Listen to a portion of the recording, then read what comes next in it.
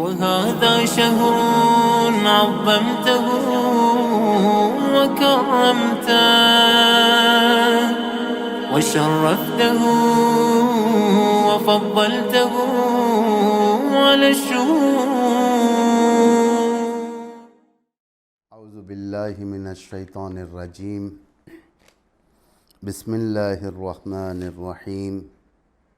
الحمد للہ رب العالمین والصلاة والسلام علی سیدنا و نبینا ابی القاسم المصطفى محمد. اللہم صل علی محمد و آل محمد وعلی آلہ الاطیبین الاطہرین المنتجبین المطہرین. ولا حول ولا قوة الا باللہ العلی العظیم. قال اللہ تبارک و تعالی بسم اللہ الرحمن الرحیم. یا ایہا الذین آمنوا کتب علیکم الصیام کما کتب علی الذین من قبلکم لعلکم تتقون. ماہ رمضان کی آمد اور یہ مبارک مہینہ ہے جو ہر سال کی طرح قیامت تک آتے رہے گا. یہ مہینہ شریف ترین مہینہ ہے، دعاؤں کے استجابت کا مہینہ ہے، اعمال قبول ہونے کا مہینہ ہے، اپنے احوالات کو بدلنے کا مہینہ ہے، اپنے اندر معنویت کو اوج تک پہنچانے کا مہینہ ہے. یہ وہ خدائی اپرچونٹیز کا مہینہ ہے جس کے اندر لمحہ لمحہ اللہ نے اپنی اصلاح کا راستہ رکھا ہے. جس نے بھی رمضان در کیا اور اسے کھو دیا، احادیث کے مطابق ہم لوگ سوال کیے جائیں گے. اللہ پوچھے گا، سوال کرے گا کہ میں نے تمہیں رمضان جیسا ایک مہینہ دیا، تم نے اسے ضائع کر دیا. جو معنویات کے لحاظ سے جو چیزیں خدا کی طرف سے ہمیں نصیب ہوئی ہیں شاید کسی اور کو نصیب ہوئی ہوں. ہمارے پاس مناجات ہیں، ہمارے پاس دعائیں ہیں، رقت ہے، گریہ ہے کہ ہم وہ لوگ ہیں جو اپنے آنسوؤں کو بہاتے ہیں، جانماز پر بہاتے ہیں، سحر کے وقت بہاتے ہیں، نمازوں میں رقت کے ساتھ خدا تک پہنچنے کا ہمارے پاس طریقہ ہے. خداوند متعال یا حدیث مبارک جس کے اندر بیان ہوا ہے علیکم بالدعاء عند الرقہ فإنہا رحمہ، وہ دعا جو رقت کے ساتھ نکلتی ہے وہ رحمت بن جاتی ہے. بعض ایسے ایام ہیں جسے گولڈن پیریڈ کہا جاتا ہے کہ ہر چیز اس کے اندر پائی جاتی ہے، خدائی آفرز اس کے اندر ہیں. اس میں سے ایک رمضان ہے، سارے کا سارا ایک مہینے کا ڈیوریشن جو ہماری اصلاح کے لیے، نفس کی اصلاح کے لیے، ہم اس مہینے کے اندر ہم اپنے تنظیمات کو برابر کر سکتے ہیں. سیٹ اپ ہمارا اس مہینے کے اندر عالی ہو سکتا ہے. اسی لیے یہ مہینہ کافی مبارک و مقدس مہینہ ہے، خود معنوی لحاظ سے اور خود مادی لحاظ سے. روزے کے اندر معنوی فوائد بھی ہیں، مادی فوائد بھی ہیں. اس میں فزیکل ریسائکلنگ بھی ہوتی ہے اور معنویت کے لحاظ سے انسان خدا کے نزدیک اس پر بھروسہ، اس کے راستے پر چلنے کی طاقت، ہر چیز میسر ہو جاتی ہے. سب سے بڑی چیز اس ماہ مبارک رمضان کی یہ ہے کہ یہ حکم خدا ہے. اس کے اندر روزے واجب قرار دیے گئے ہیں، خدا نے حکم دیا ہے. جیسا کہ سورہ بقرہ میں آیت نمبر 183 یا ایھا الذین آمنو، اہل ایمان سے اللہ خطاب کر رہا ہے، کتب علیکم الصیام، کہ تم پر روزہ لکھ دیا گیا ہے، یعنی واجب ہو گیا، آرڈرز ہیں اللہ کے، یہ اس میں ہم کوتاہی نہیں کر سکتے۔ کما کتب علی الذین من قبلکم، اسی طریقے سے تم پر بھی واجب کیا ہے اللہ نے ان روزوں کو، جس طریقے سے تم سے پہلے والی امتوں پر واجب کیا ہے۔ کیوں؟ لعلکم تتقون، تاکہ تم صاحب تقوی بن جاؤ، تاکہ تم تقوی اختیار کرو، ایک پیور لائف، ایک پائس لائف، خدائی زندگی جسے کہا جاتا ہے، جس کے اندر برائیاں مائنس ہو جائیں، اچھائیاں آگے بڑھ جائیں، زیادہ ہو جائیں، ایسی لائف۔ دوسرے معنی میں اگر کہوں میں تو یہ پیور انسانی لائف ہے، انبیاء کی لائف ہے، انبیاء جو زندگی دینے کے لیے آئے تھے، انبیاء جس طریقے سے دیکھنا چاہتے تھے، اللہ نے جو انبیاء کو بھیجا تھا کہ انسان کو ان چیزوں کے ذریعے سے عبد بنائیں، نماز کے ذریعے سے عبد بنائیں، روزے کے ذریعے سے عبد بنائیں، حج و زکوٰۃ کے ذریعے سے عبد بنائیں۔ احکام اسلامی خدا کو بینیفٹ پہنچانے کے لیے نہیں ہے، احکام اسلامی خود ہم لوگوں کو اصلاح کرنے کے لیے، تاکہ ہم ویسی زندگی کریں جیسا اللہ چاہتا ہے۔ یہ مہینہ ضیافت اللہ کہتے ہیں، اس مہینے کو، ماہ رمضان کو پیغمبر اکرم ضیافت اللہ کا مہینہ کہا کرتے تھے، فرماتے تھے کہ یہ ضیافت اللہ ہے، یعنی اللہ کے مہمانی کا مہینہ ہے، جس میں ہوسٹ یعنی میزبان خود خدا ہے، جس کے اندر میسیج قاصد رسول اللہ ہے، میسنجر جسے کہتے ہیں ہم، قاصد میسیج لانے والا اللہ کی طرف سے، اس مہمانی کی طرف دعوت دینے والا، دعوت نامہ لے کر آنے والا خود پیغمبر خدا ہے۔ اس مہمانی کا دعوت نامہ قرآن کریم ہے۔ مہمان ہم جیسے بندے ہیں جو خدا کے اس ضیافت میں جانا ہے، اور اس دعوت کے اندر لوگوں کی خدمت کرنے والے فرشتے ہیں، اور اس کا وقت ماہ مبارک رمضان ہے۔ روزے کی ایک خصوصی تعریف، ایک چھوٹی سی تعریف یہ ہے کہ صبح کی اذان سے لے کر مغرب کی اذان تک انسان وہ کام نہ کریں جس سے روزہ باطل ہو جاتا ہے۔ فقہ کتابوں میں آپ کو مل جائے گا کہ روزہ کن کن چیزوں سے باطل ہوتا ہے۔ فرہنگ اسلام میں ایک بلند مرتبے والی عبادت روزہ ہے۔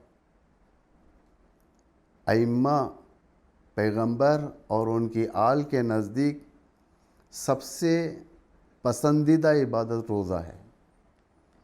آپ خود مجالس میں سنتے ہو، آپ خود روایتوں کو پڑھتے ہو کہ کس طریقے سے اماموں کو محبت تھی روزہ رکھنے کی۔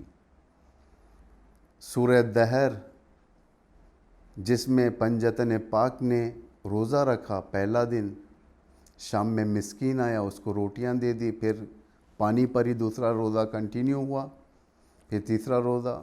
اس طریقے سے ائمہ بہت روزہ رکھا کرتے تھے، پسندیدہ تھا یہ۔ اسی لیے رمضان سے پہلے ائمہ علیہم السلام آمادہ رہتے تھے، رجب اور شعبان اپنی آمادگی کا مہینہ رکھتے تھے رمضان میں پہنچنے کے لیے۔ اس مہینے میں خداوند اپنی اطاعت کرنے والوں کو، خدا کی جو اطاعت کرتا ہے اس کو اللہ نے تھوڑے ہدیے رکھے ہیں، گفٹس جسے کہا جائے، کہ جب مہمانی پر آتے ہیں تو اللہ جب اس مہینے کو ختم کرتا ہے تو گفٹوں کے ذریعے سے. ایک اس مہینے کا گفٹ اللہ کی طرف سے ہدیہ مخصوص کرامت ہے. ویسے تو اللہ کریم ہے. رمضان کو رمضان کریم کہا جاتا ہے، یعنی کریم مہینہ. اس کے اندر اللہ کی مخصوص کرامت ہیں. اس مہینے کے اندر سانس لینا بھی تسبیح ہے. اتنا اللہ نے اس مہینے کا سیٹ اپ اس طریقے سے کیا انسان کو زیادہ سے زیادہ بینیفٹس حاصل ہو سکیں. ان کا سونا خواب عبادت سے کم نہیں ہے. ان کا سونا بھی عبادت ہے. کتنا، یعنی اسے کہتے ہیں کہ ثواب کو لوٹنا. اللہ اس مہینے کے اندر اعمال قبول کرتا ہے، نمازیں قبول کرتا ہے، روزہ قبول کرتا ہے، صدقات قبول کرتا ہے. اس مہینے کے اندر ان کی دعائیں مستجاب ہوتی ہیں. ایسا نہیں کہ دعا رد کر دی جاتی ہے، مستجاب ہوتی ہیں.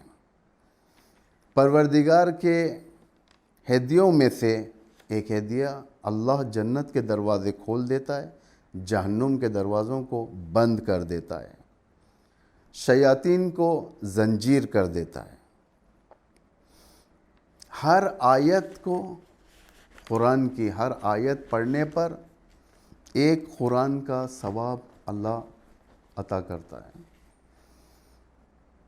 یہ کتنا بھاری ہدیہ ہے لوگوں کے لیے. اگر اسے ہم کیلکولیٹ کریں، اس چھوٹے سے عرصے کے اندر اتنے زیادہ ہمیں ہدیے مل جائیں، یعنی ہم اپنے اندر سے نیگیٹو پاورز کو آسانی کے ساتھ دور کر سکتے ہیں. جتنا ہم دور کریں گے، پازیٹیوٹی، اللہ کے نزدیک ہونا، اس کے راستے پر چلنا آسان قرار دیا جائے گا. روزے دوسرے احکام کی طرح خاص مصلحت کا عامل ہے. اس کی مصلحتیں ہیں. روزہ ہم جو رکھتے ہیں، 4 نمونے میں آپ کے سامنے عرض کرتا ہوں، آپ کی خدمت میں بیان کرتا ہوں. پہلی چیز جو روزے سے حاصل ہوتی ہے، اخلاص اور خود سازی. انسان مخلص ہو جاتا ہے روزے کے ذریعے سے، کیونکہ ایک لانگ ڈیوریشن تک اسے فضول باتیں کرنے کو نہیں ملتی. احتیاط کرتا ہے انسان، اپنے آپ کو بچاتا ہے، گندگیوں سے بچاتا ہے، روحانی گندگیوں سے. اپنے آپ کو چاہتا ہے کہ اللہ کے سامنے پیور رکھیں. بنت رسول حضرت زہرا سلام اللہ علیہ فرماتی ہیں، فرض اللہ الصیام تثبیتا للاخلاص. خدا نے روزے کو واجب قرار دیا تاکہ اخلاص کو تثبیت کر سکیں، امپلیمنٹ کر سکیں اپنے اندر. ہر چیز قدرت سے نہیں آ جاتی، کوششوں سے حاصل ہوتی ہے. جتنا ہم کوشش کریں گے اتنا اللہ برکت دیتا ہے. اگر ہم اخلاص کے منزل میں کوشش کریں گے، اللہ برکت دے گا. صیام اسی کو کہتے ہیں، نفسانی خواہشات سے بچنا. صیام، انسان روزے کی حالت میں پیاس لگی ہے، انسان اپنے آپ کو بچاتا ہے. بھوک لگی ہے، انسان اپنے آپ کو بچاتا ہے. درونی لذات ابھرتے ہیں، انسان اپنے آپ کو بچاتا ہے. کس لیے بچاتا ہے؟ اللہ کے لیے، تاکہ خدا کو راضی کرنے کے لیے. اسے کہتے ہیں صائم. صائم اپنے آپ کو حیوانی زندگی سے، حیوانی کاموں سے بچائیں، باز آ جائیں، اور اس کے اندر صفات حسنہ پیدا کرتا ہے. پازیٹیو تھنکنگ کے ذریعے سے، ذکر کے ذریعے سے، تسبیحات کے ذریعے سے. اس جسمانی لذتوں کے ساتھ روحانی لذتوں کو بھی وہ اپنے آپ کو پرہیز کرتا ہے. روحانی لذتوں سے، روحانی لذت اگر دیتا ہے تو عبادتوں کے سختیوں کے ذریعے سے، نمازوں کے ذریعے سے، دعاؤں کے ذریعے سے. دوسری خصوصیت، انسان اپنے فزیکل فورس کو ایڈجسٹ کرتا ہے اس مہینے کے اندر. صائم کا بدن تنظیم ہوتا ہے، ایڈجسٹ ہوتا ہے پورا بدن.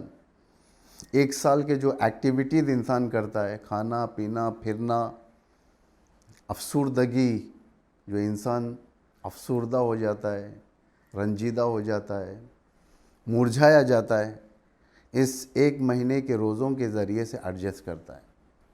آج کی سائنس بھی اس بات کو اتفاق کرتی ہے، آج کی سائنس اس بات کو مانتی ہے کہ روزہ جسمانی اور روحانی لحاظ سے انسان کو بہت فائدہ پہنچاتا ہے.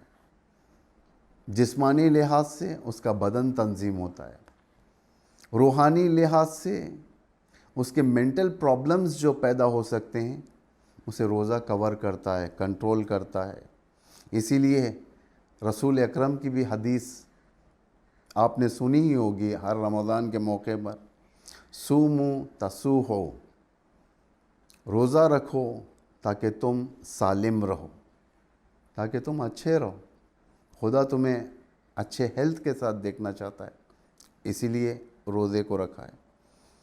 تیسری خصوصیت رمضان جو ہمیں دیتا ہے وہ تقویٰ کی تمرین، پریکٹس کرواتا ہے انسان کو. رمضان تقویٰ کے مراحل میں تقویٰ کی پریکٹس خداوند، جیسا کہ اس آیت جو میں نے ابھی تلاوت کی تھی آپ کے سامنے، یا ایھا الذین آمنوا کتب علیکم الصیام کما کتب علی الذین من قبلکم لعلکم تتقون، تاکہ تم صاحب تقویٰ بن جاؤ. پریکٹس کرواتا ہے، انسان گناہوں سے روکتا ہے اپنے آپ کو، انسان ایک پیور لائف کی طرف جاتا ہے. جب ساری دنیا رات کے کلبوں کی طرف حرکت کرتی ہے، جب ساری دنیا گمراہی کی طرف حرکت کرتی ہے، آپ مسجد کی طرف جاتے ہو، قرآن کی طرف جاتے ہو، اعمال کی طرف جاتے ہو، سنتوں کی طرف جاتے ہو، دعاؤں کی طرف جاتے ہو، آہ و بکا گریہ وزاری کی طرف جاتے ہو، بکا یا اللہ کی طرف جاتے ہو، لعلکم تتقون، تاکہ تم صاحب تقویٰ بن جاؤ. چوتھی خصوصیت رمضان جو ہمیں سکھاتا ہے، فقیر اور غنی کے فاصلے کو ختم کر دیتا ہے. امیری اور غریب کے فاصلے کو، ڈسٹنس کو کم کر دیتا ہے. ایک امیر بھوکا رہ کر اس عالم میں غریب کی بھوک کا احساس کرتا ہے، غریب کے بھوک کو درک کرتا ہے، اس کا دل نرم ہوتا ہے، وہ غربت سے آنے والی آوازوں کو کم کرنے کی کوشش کرتا ہے، ان تک آذوقہ پہنچاتا ہے. امام حسین علیہ السلام سے سوال کیا گیا کہ خدا نے کیوں روزے کو واجب قرار دیا؟ آپ نے فرمایا خدا نے روزے کو واجب کیا تاکہ توانمند یعنی ایک امیر بھوک کو لمس کرے، احساس کرے بھوک کیا چیز ہوتی ہے، اور حاجت مندوں کے حاجتوں تک پہنچے. اس کے پاس جو ایکسٹرا ہے اس ایکسٹرا میں غریبوں کو شامل کرے، اسی لیے روزہ واجب کیا. امام علی کے ایک حدیث کا سہارا میں یہاں پر لینا چاہتا ہوں. امام جو روزے کے کیٹیگریز بیان فرماتے ہیں وہ ہے دل کا روزہ زبان کے روزے سے بہتر ہے، زبان کا روزہ پیٹ کے روزے سے بہتر ہے، کیٹیگریز. اور ایک جگہ پر حدیث یا ملا مہدی نراقی سے نقل کیا گیا ہے، روزے کے 3 قسم ہوتے ہیں. روزہ 3 قسم کا ہوتا ہے.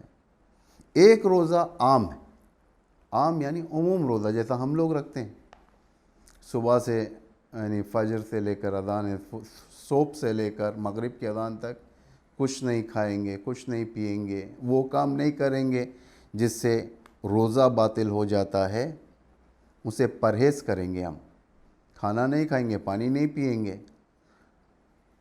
ائمہ کی طرف غلط منسوب نہیں کریں گے، اور بہت ساری چیزیں آپ لوگ فقہ کی کتابوں میں اس کو ڈھونڈ سکتے ہو، اسے روزہ کہتے ہیں. یہ عموم روزہ ہے، سب رکھتے ہیں ہم لوگ. اس کا کم از کم ثواب یہ ہے کہ اللہ جہنم کی آگ کو ہم پر بجھا دے گا. اس کا کم سے کم ثواب ہے یہ، جبکہ ہمیں بڑا لگ رہا ہے یہ ثواب. جہنم کی آگ ہم پر بجھ جائے یہ بہت بڑا لگ رہا ہے، لیکن اللہ کے نزدیک کم ہے یہ. دوسری کیٹیگری روزے کی، خاص روزہ. ایک خاص روزہ اول کی نوعیت کے ساتھ، یعنی بھوک و پیاس کے ساتھ. ایک روزہ زبان کا ہے، آنکھ کا ہے اور کان کا ہے، ہاتھ کا ہے، پیر کا ہے. اعضاء و جوارح کا روزہ کہتے ہیں اس کو. یعنی آنکھوں سے خدا نے جس چیزوں کی طرف دیکھنے سے منع کیا ہے اس کی طرف نہیں دیکھوں گا. خدا نے جس چیزوں کو سننے سے منع کیا ہے میں اس کو نہیں سنوں گا. خدا نے جن چیزوں کو کہنے سے منع کیا ہے میں وہ چیزیں نہیں بیان کروں گا. اپنے ہاتھوں کو کنٹرول میں رکھوں گا، پیروں کو کنٹرول میں رکھوں گا. یہ خاص روزہ ہے. یہ بھوک و پیاس کے ساتھ انسان نے ان چیزوں کے اوپر بھی کنٹرول حاصل کرنا شروع کیا. کان پر کنٹرول، ناک پر، آنکھ پر کنٹرول، زبان پر کنٹرول، ہاتھوں پر کنٹرول، پیروں پر کنٹرول. یہ خاص روزہ ہو گیا. اور ایک روزہ خاص الخاص ہے، یہ دل کا مرحلہ ہے. ان دو مرحلوں کو جو میں نے بیان کیا اس کے ساتھ دل اور فکر بھی کنٹرول میں آ جاتی ہے. دل اور فکر، ہو سکتا ہے فکر میں کوئی برائی ہو، ہم زبان سے اوائڈ کر دیں گے، آنکھوں سے اوائڈ کر دیں گے، لیکن فکر کے اندر وہ برائی رہ جاتی ہے، دل کے اندر وہ برائی رہ جاتی ہے.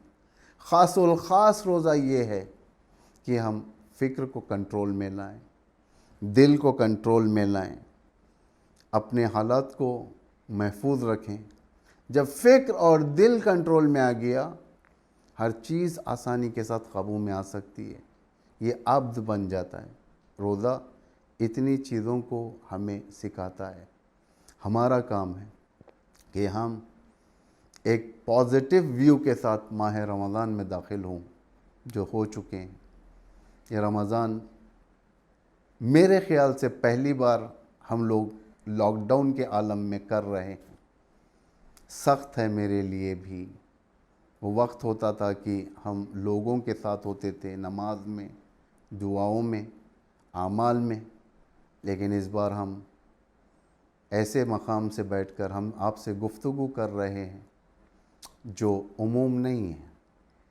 لیکن پھر بھی حوصلہ رکھیں، امید رکھیں اللہ پر. ایک دن اللہ اس مسجد کے دروازے ہم پر کھولے گا. آج ہمیں تڑپ ہے. بہت سارے لوگ جو مسجد کی طرف کم آیا کرتے تھے، آج یہ جدائی وہ لوگ برداشت نہیں کر سک رہے ہیں. آج مسجد چاہتے ہیں. ہم لوگ مسجد کے فرزند بننا چاہتے ہیں، رمضان کے پروردہ بننا چاہتے ہیں.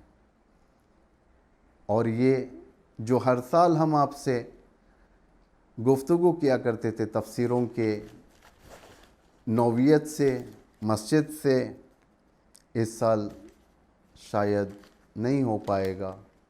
اسی طریقے سے ہم آپ سے گفتگو کریں گے اور ہر سال کی طرح ایک ٹاپک ہم آپ کے سامنے پیش کیا کرتے تھے ہر سال، لیکن اس سال مختلف ٹاپکس پر گفتگو ہوگی، جیسا روزہ ہے اور دیگر ٹاپکس، دعا ہے،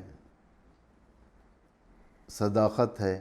یعنی جتنے اخلاقی پہلو ہیں ہر روز ایک ایک ٹاپک کے اوپر میں آپ کے سامنے گفتگو کروں گا. آپ لوگ استفادہ کریں، گھروں کے اندر رہیں اور اپنے اہل و عیال کے ساتھ اعمال کریں. قرآن پڑھیں، بآواز بلند قرآن پڑھیں بچوں کے ساتھ. اگر قرآن پڑھنے میں دقت ہے، آج فیسلٹیز آپ کے ہاتھ میں ہیں. قراءت قرآن، ترتیل، یہ سارے کی ساری چیزیں نیٹ کے اندر موجود ہیں.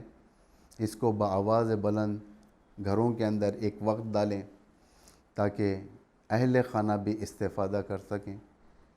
میں آرزو کرتا ہوں اور دعا کرتا ہوں خداوند متعال کی بارگاہ میں، خداوند اس رمضان کو ہمارے لیے باعث برکت قرار دے اور اس کے طفیل میں ساری انسانیت کی حفاظت فرما، اور یہ منحوس بیماری جو بڑھتی ہوئی جا رہی ہے پروردگار، اسے جلد از جلد اس بیماری کا خاتمہ فرما، امام کے ظہور میں تعجیل فرما۔ والسلام علیکم ورحمۃ اللہ وبرکاتہ۔